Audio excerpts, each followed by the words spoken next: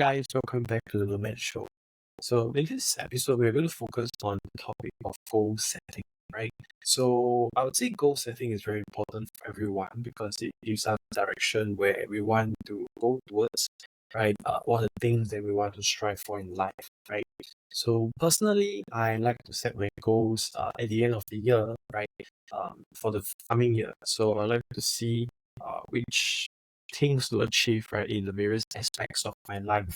So whether I achieve it or not, right, that will require some recalibration of the goals and my plans throughout the year, right? I would say that by and large, having goals do help us achieve more things in life. Okay, so for this episode of podcast, right, I'd like to share a book with everyone, which is The 6% Club by Michelle Rozen. Okay, so in this book, she shares about why, right, only 6% of the people who set goals actually manage to carry them through beyond 2 months, right?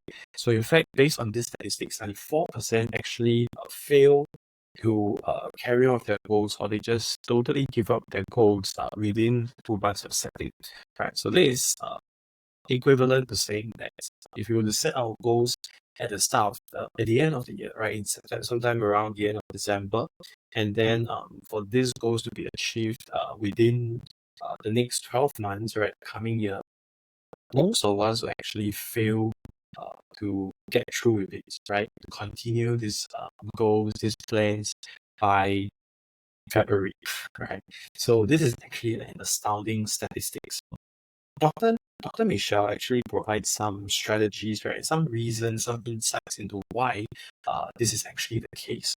Okay, so just like to share some key takeaways I have, right, or I had from reading this book sometime back. Okay, so I'll say the first point here is to be very specific with your goals, right? So one of the reasons why people fail to carry out their goals is that they are not specific enough, right? So some may see that they want the goals of becoming slimmer, right? So this is considered a certain direction, right, that they are going towards, something that they want to achieve. But by Dr. Michelle's definition, this is actually not specific enough, right? So instead of saying I want to be slimmer, we can say that we want to lose 6 kg by 3 months, right? Or in 3 months' time. So this is something that's very measurable, first of all, because we know how much exactly that we are trying to lose, right? And also with the timeline in place, right? A specific timeline, it tells us, especially our minds, that we only have this amount of time to work with, right? So we, as humans, right, the human mind tends to procrastinate by nature. Okay, so if there is no specific timeline, then there is a tendency for us to delay, right? Because technically we haven't set a deadline limits, right? So whichever, whenever we achieve these goals, to be fine in that case. Okay, so and that is also why we may just procrastinate and we do not actually achieve our goals by the end of next year, right? Because technically there was never a deadline set. Okay, so the mind was not working towards this goal to be achieved by the end of this year, right? So the first point again, right, is to be very specific, is to be so laser focused on what our goals are, right? So we can say that we want to achieve how much income within how much time, right? And we can specify the ways, the methods as well. So we are very clearly working in that direction. Okay, then the second point, the second key takeaway is to rank your goals by importance, right? So before we work on any goals, we need to be clear, right, how important they are to us. Okay, so this can be a very subjective exercise, right? So we may list down key goals to achieve in the coming year, and we have listed 20 of them. So it is not realistic to have the same priority for every goal because our attention cannot be everywhere, right? So if we do dive out attention everywhere, then we are probably not going to give our best shot, right? So Dr. Michelle advocates, right, saying that we need to set very clear goals. We also need to prioritize them. So with those goals that are more important, we probably should work on them first, right? Or we should devote more attention to them. So in that case, we are more likely to achieve those goals that are more important. And those which are less priority, right, will probably receive less energy, less attention from us. But at least, right, at the bare minimum, our most important goals are actually achieved first, right? So this is something that is very important. And point three, right, is to set very clear deadlines. Okay, so it is similar to the point one, just to be specific, right? Point three very specifically talks about clear deadline. So we want to set a deadline that is very specific, like by 31st December of whichever year, right, of 2024, 2025, and our minds will be very clear, right, that this is what we are supposed to do, and we will put our energy to that. Okay, so having no clear deadline, right, will make it very ambiguous, and there will be a lack of urgency, right? Because with a sense of urgency, then we will know that these are the things that we have to do first, and we will probably put aside other things that also must be done, right, but probably are less important. So if we do not clear those most important goals first, right, then it may be hard.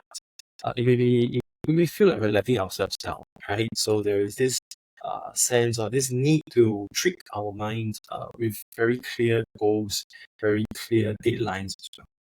Okay. Now, number four, right, is to form new habits. Okay, so setting new goals is one thing that means it gives us a sense of direction, some objective to work towards. But it is sometimes the case that the objectives that we want to achieve, right, do not coincide with our daily habits. For example, someone who wants to lose 20 kg by the end of next year, right, or by the end of 6 months. So this is what they want to achieve, but if you look at the daily lives, right, they are probably not someone who exercise daily, and they may be someone who actually eat a lot, right? So if you think in terms of calories, then there could be a calorie surplus every day, right? So they exercise minimally and they eat quite a lot progressively.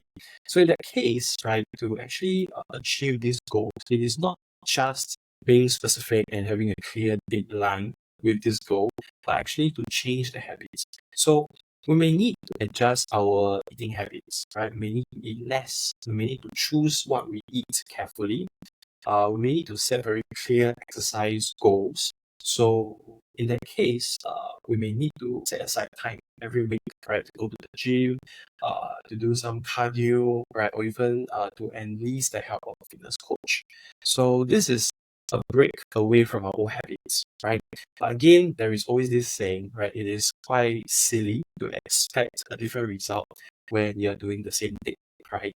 So in that case, there may be a struggle initially, right? So if those of us listening, you're someone who struggles with going to the gym regularly, right? Then you will be able to identify with this quite acutely. So if we need to set a regular schedule to exercise, and we are not such a person, in the first place, right, there will be this struggle in our minds. Okay, so there's always this conflict, right? Whether we should really exercise now or can I just watch Netflix later on, right? So it takes about 21, 30 days to form a new habit. Okay, and we should be very clear, right, that since this is our priority, then we should force ourselves to go. And of course, over time, this becomes more natural, right? As you keep going, then there will be less resistance in our minds because by then, it is more as built into us, right? It becomes more habitual to us. Okay, so there is this need to form new habits, right? Especially if we are not that person by nature.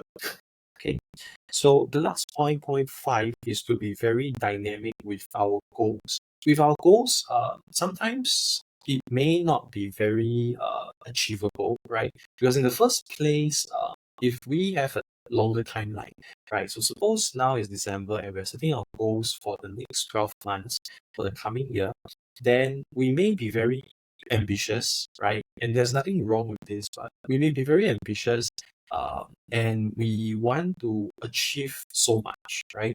That it may not be grounded in reality, right? So when at the end of let's say half a year, right, in the next 7 8 months, you may realize that we are actually a far shot away from achieving that goal, right?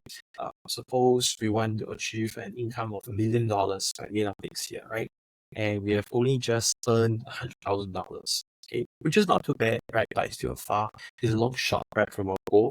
Then there is a need to adjust what we are doing, right? So in terms of our plans, okay, so if we have to keep that goal in mind, in sight, then we need to adjust what we do in order to achieve that goal, right, with the remaining 4 months, 5 months. Okay, so instead of, for example, just doing our job, right, doing what we are doing, then we need to explore perhaps investing. We need to explore some other ways of making incomes, right? Offering different services, selling products, so that we can achieve those goals by the end of the year, right? So these plans have to be flexible because in the beginning, right, they may work for us, but towards a later part, they may no longer be so. Okay, so always regularly checking on our plans on how much we have achieved is something that I feel is very important, right? So again, personally, whenever I set a goal, right, or my list of goals at the end of the year, I like to review them every month, right? So at the end of January, February, and so on, I like to sit down and actually list out and look at my goals again, right, and see how much I've actually achieved, right? So if we divide the goals into 12, for example, then which means that every month we have to achieve a certain, right, goal amount or milestone towards that goal, then we may use that benchmark to see whether we have achieved that stage or not, right? And if we haven't, then it may be good to have an early intervention, right? So for example, I may want to lose 20 kg the coming year, right? So every month on average, I'm losing about 1 to 2 kg. So if let's say at the end of January, I have just lost about 0.5 kg, right? Or in fact, I've gotten heavier, I've gained weight. Then is there something wrong with my current habits, right? Am I eating too much? Am I exercising too little? Or am I eating very unhealthily, right? So all these things have to be adjusted accordingly regularly so that we are always on track, right, to achieve those goals. Okay, so this is just been some sharing, right, about the goal setting and also my takeaway from Dr. Michelle Rozen's book, The 6% Club.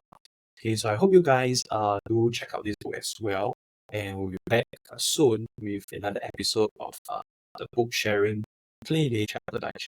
All right, so I'll see you guys soon. Goodbye.